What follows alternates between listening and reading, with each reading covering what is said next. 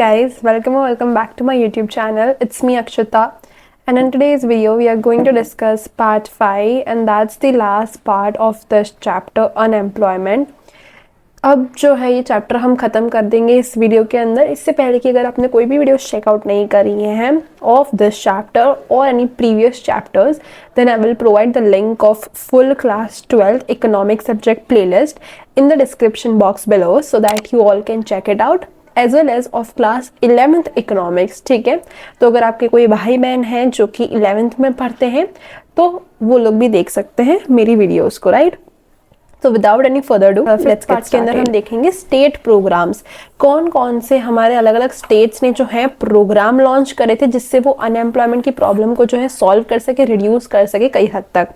तो ये जो है स्टेट प्रोग्राम्स है, राइट। तो ये हमें ध्यान रखना है। In 1951, 5-year plans were started in India. 5-year plans जो थे वो 1951 के अंदर स्टार्ट करे गए थे। किस एम से स्टार्ट करे गए थे, किस गोल से स्टार्ट करे गए थे? So it was thought that at that time with the steps of planning and economic development the problem of unemployment can be solved. But in the first 4 5-year plans, 5 साल plan का जो गोल था ना, उसमें से पहले 4 प्लान में यानी 1 से लेके 4th तक जो प्लान बनाए गए थे ये पूरा का पूरा जो है रॉन्ग प्रूव हो गया था कि हम जो है अपना जो अनएम्प्लॉयमेंट की प्रॉब्लम को है वो हम सॉल्व कर सकते हैं, ये उन्होंने ठाना था। लेकिन ऐसा कुछ हो नहीं पाया था। As a result of which from the 5th 5-year plan various employment oriented schemes जो कि हैं रोजगार प्रोवाइड करने के लिए जो अलग अलग स्कीमें थी वो डेवलप करी गई थी। कब ये उनको रियलाइज हुआ?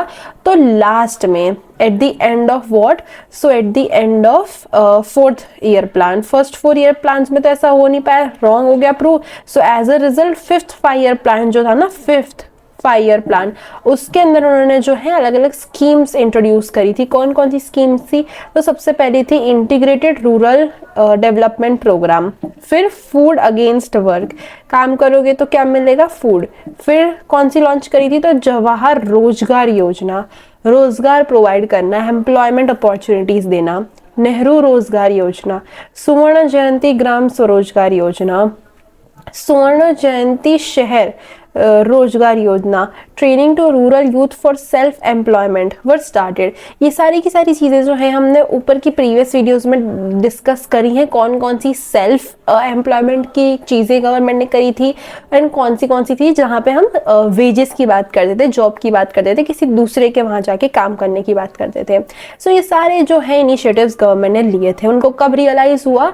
तो 5th 5-year प्लान में, right, was started to solve the problem of unemployment. National rural employment guarantee act और Mahatma Gandhi national rural employment guarantee act, skill development programme was started, skill India initiative start करा गया, make in India and Mudra, many employment oriented schemes were implemented, some of these are as below. तो यहाँ पे हमें कुछ नाम दे रखे हैं एंड वो सारे नाम का कुछ स्कीम्स का जो है थोड़ा डिटेल में डिस्कशन नीचे करा गया है, राइट। बाकी ऐसा कुछ इतना हार्ड नहीं है, इजी ही है। वन मोर थिंग कि स्किल इंडिया जो है, skill India, make in India, ये सारी चीज़ें जो है वो एक्चुअली में गवर्नमेंट की वेबसाइट है, तो इसको भी आप जाके चेकआउट कर सकते हो। एक बार मैं आपको जो है सिर्फ बताने के लिए एक बार शो कर देती हूँ। Skill India, this is the first website of government. Let's see. देखो ये पूरी जो है वो गवर्नमेंट की वेबसाइट है, स्किल इंडिया। यहाँ पर डैशबोर्ड है, skill India digital hub, India digital public infrastructure for skilling ecosystem, right. फिर है SIDH, achieved, SIDH to achieve a milestone of 1 crore plus registration. Then कौन सा है? Global convening to shape the future of inclusive responsible and resilient AI का impact summit. ठीक है, ऐसे बहुत सारी चीज़ें जो है चलती रहती है, तो आप इसको भी चेकआउट कर सकते हो। इनके कौन कौन से पार्टनर्स हैं, कौन कौन सी कंपनियां जो इनकी हेल्प करती हैं, स्किल इंडिया का इनिशिएटिव को इम्प्रूव करने में, राइट। अब हमारे ऑनरेबल प्राइम मिनिस्टर ने क्या बोला है, नरेंद्र मोदी जी ने, skill development of new generation is a national need. Skill development किसी भी इंसान का जो होना है, पूरे अपना जो है पूरे नेशन की नीड है, पूरे इंडिया की नीड है, and is the foundation of आत्मनिर्भर भारत। तो अगर हमें आत्मनिर्भर भारत बनना है, हमारे देश को जो है सेल्फ सफिशिएंट बनाना है, तो उसके लिए सबसे पहला जो है स्किल डेवलप होना जरूरी है यूथ के अंदर। New skills such as AI, machine learning, automation are transforming industries and highlighting the critical need for continuous learning. The government of India is committed to fostering a culture of lifelong learning, ensuring that our workforce adapt to changing technologies. तो AI के बारे में भी हमें सीखना चाहिए। अलग अलग यहाँ पे जो है अपॉर्चुनिटीज नियर मी, इसका भी ऑप्शन है कि कहाँ कहाँ पे आपके अगर घर के पास में कोई स्किल सेंटर हो तो वहाँ पे भी आप जाके एक बार पूछताछ कर सकते हो। तो इस टाइप की इनकी जो वेबसाइट है, इसको आप चेकआउट कर सकते हो। यहाँ पे स्किल कोर्सेज पे जाएंगे तो भी बहुत सारी चीज़ें दिखेंगी, जैसे अलग अलग इंडस्ट्रीज यहाँ पे दे रखी हैं, जिसमें भी हमें इंटरेस्ट हो उसमें जाके हम कोर्सेज ले सकते हैं। जैसे बैंकिंग की है, डोमेस्टिक वर्कर्स है, एजुकेशन की है। Let's say for example banking में हमने क्लिक करा तो इन्फ्लुएंसिंग स्किल्स आ गई, कौन कौन सी लैंग्वेज अवेलेबल है, ये सारी चीज़ें भी हम देख सकते हैं। ईमेल एटिकेट, ईमेल कैसे ड्राफ्ट होता है, कौन कौन सी चीज़ें हमें ध्यान में रखनी पड़ती है। Finance for all, insight into share trading and investment, share के बारे में बताया, इन्वेस्टमेंट के बारे में बताया। इंडियन टैक्सेशन सिस्टम, इसको भी एक बार चेकआउट कर लेते हैं क्या लिखा रहता है। तो यहाँ पे हमें मोबाइल नंबर डालना होता है, फीस थोड़ी बहुत रहती है यहाँ पे। और ट्रेनिंग पार्टनर कौन सा है, तो Symbiosis skill and professional university. तो यहाँ पे जो है बहुत सारे सर्टिफिकेशन कोर्सेज भी अवेलेबल होते हैं, बहुत सारी चीज़ें चलती रहती हैं। तो अगर किसी को इंटरेस्ट है ना, तो इस टाइप की आप वेबसाइट पे जाके चेकआउट भी कर सकते हो। अगर अगर आपको पार्टिसिपेट नहीं भी करना है, अगर सर्टिफिकेट नहीं भी चाहिए, तो एक बार क्या है, आपको थोड़ी एक्स्ट्रा नॉलेज होगी। अगर बाद में कभी फ्यूचर में भी आपको इन सारी वेबसाइट के बारे में देखना हुआ, other than your this book knowledge, then you can check it out, right. तो आपके जो स्टडी में आप पढ़ते भी हो ना, वो आप रियल में इंप्लीमेंट करा करो, वो सारी चीज़ें आप रियल में सर्च करा करो, तो आपको क्या है मालूम चलता रहेगा कि जो टेक्स्ट बुक में किस किस चीज़ की बात कर रहा है। जैसे मैंने आपको एक दिखा दिया स्किल इंडिया, वैसे आप सर्च करो मेक इन इंडिया की वेबसाइट, वहाँ पे जाके चेक करो क्या क्या गवर्नमेंट चीज़ें कर रही हैं, तो आपको भी जो है थोड़ा आइडिया रहेगा, राइट। नाउ लेट्स सी कि क्या क्या लिखा है अब यहाँ पे। First is Mahatma Gandhi national rural employment guarantee act. सबसे पहला जो है वो किसके बारे में बात कर रहा है, रूरल एम्प्लॉयमेंट की गारंटी देना, यानी रोजगार की गारंटी देना। Employment guarantee act. On February 2006, National Rural Employment Guarantee Act was started with the objective क्या था इस गारंटी एक्ट को स्टार्ट करने का, क्यों ये इनिशिएटिव लिया गया, तो प्रोवाइड करना एम्प्लॉयमेंट, रोजगार प्रोवाइड करना किन लोगों को, तो रूरल लोगों को, residing in backward districts of country, जो पिछले एकदम बैकवर्ड एरिया में रह रहे हैं, जहाँ पे इतनी सारी अपॉर्चुनिटीज नहीं है, उन लोगों को जो है एम्प्लॉयमेंट प्रोवाइड करना, ये उनका मेन मकसद था, मेन मोटिव था। The name NREGA was change to MG NREGA या मनरेगा, यानी महात्मा गांधी, यहाँ पे MG जो है वो ऐड हो गया था in the NREGA. 2 October 2009, to make this program successful, government declared 2 February वो क्या होता है, तो एम्प्लॉयमेंट डे। 2 फरवरी अभी अभी ही गई थी, राइट। तो क्या था तब, एम्प्लॉयमेंट डे था। In this program, at least one person from each family is given guarantee of getting employment for 100 days in a year. एक साल के अंदर कितने दिन होते हैं, 365 डेज होते हैं, राइट।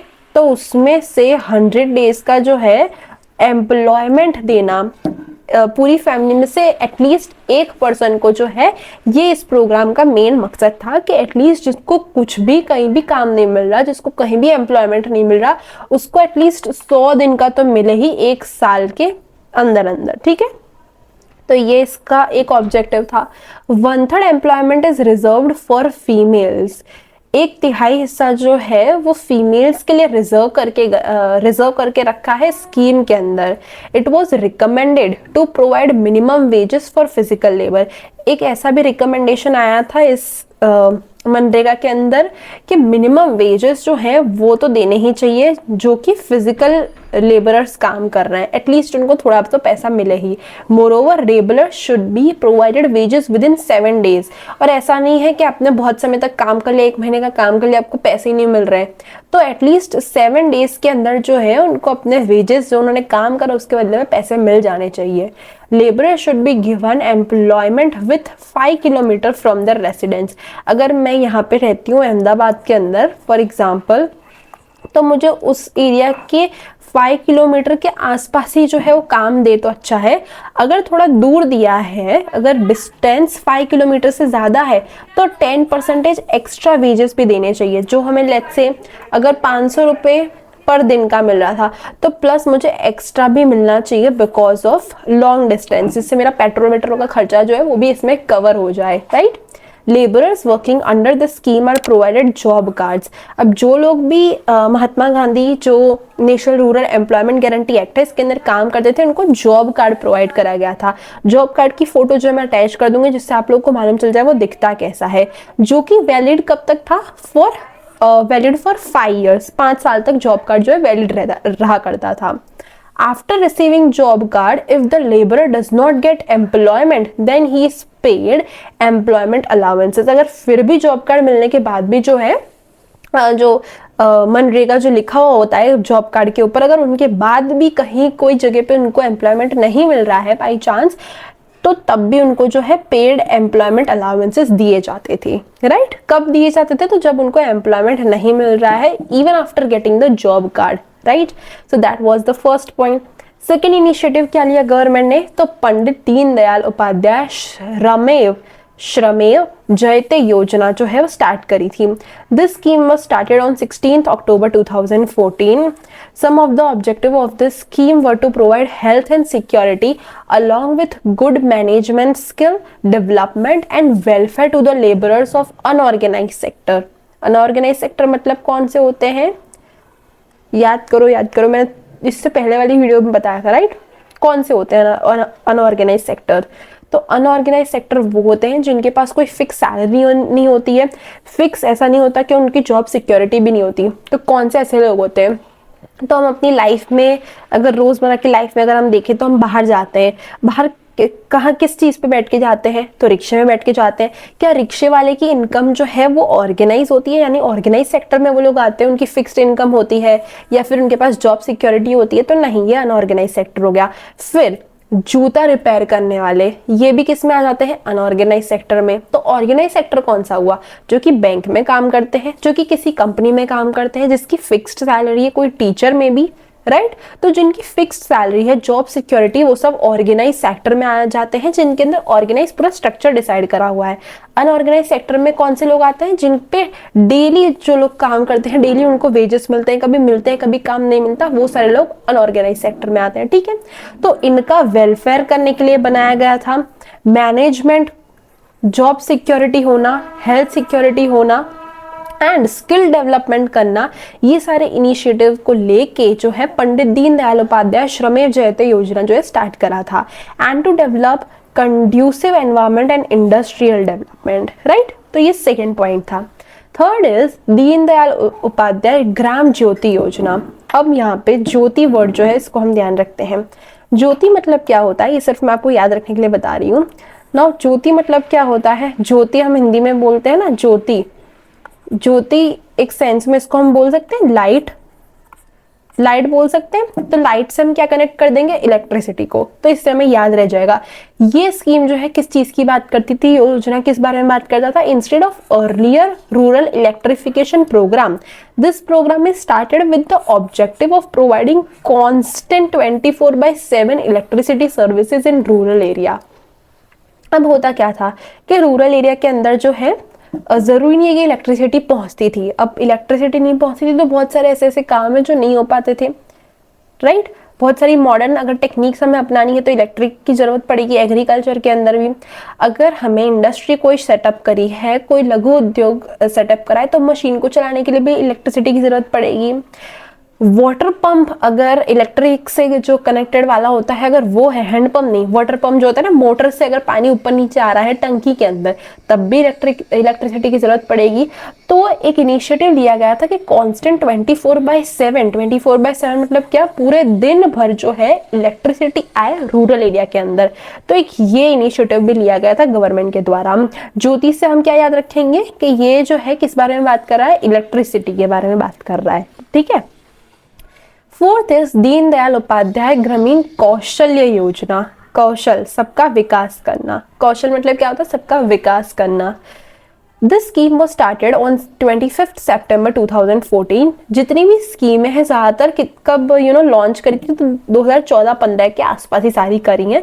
तो आपको इतना ज्यादा डेट में कंफ्यूजन नहीं होगा अगर आप ये सारी चीजें जो है थोड़ा बहुत चीजें ध्यान रखते हुए चलोगे। तो एमसीक्यू में भी अगर आएगा तो आप एकदम अलग सा टिक मत करके आना, इससे रिलेटेबल जो लगे ना 14-15 वैसे ही कुछ ऑप्शन आएगा तो वो टिक करके आना है, अगर आपको एग्जैक्ट डेट याद नहीं रहती तो, राइट। दीनदयाल उपाध्याय ग्रामीण कौशल्य योजना क्या बोलता है, तो ये स्कीम स्टार्ट करी गई थी with the objective of to provide employment to youth between age group of 18 to 35। अब यहाँ पे जो है, यहाँ पे भी एम्प्लॉयमेंट की बात कर रहा है, कौशल की बात कर रहा है, स्किल की बात कर रहा है, ठीक है, विकास करने की बात कर रहा है। लेकिन यहाँ पे जो है एज ग्रुप दे दिया है, ये यहाँ पे डिफरेंस है। यूथ की बात कर रहा है, यूथ जवान लोगों को जो है रोजगार प्रोवाइड करना, एम्प्लॉयमेंट देना 18 से 35 साल के लोगों के लिए, ठीक है। लास्ट कौन सी है, तो हमारी लास्ट प्रोग्राम जो है वो है prime minister agricultural irrigation programme. This programme was started on 1 July 2015 with the objective of water to every field. हर एक खेत में जो है वो पानी पहुंचे, इस मकसद के लिए जो है ये ओपन करा गया था। ये आपके एमसीक्यू पर्पस में पूछ सकते हैं, ये एक line water to every field, ये कौन सी स्कीम के अंदर था, तो prime minister agriculture irrigation scheme. Water की बात कर रहा है और फील्ड की बात कर रहा है, तो ऑब्वियसली कहाँ की बात होगी, फार्मिंग की बात होगी। तो इससे हम लिंक कर देंगे एग्रीकल्चर को एंड इरिगेशन को। This programme was started on 1 July 2015 with the objective of water to every field to increase field productivity, optimum use of available resources and planning of irrigational facilities to agriculture area।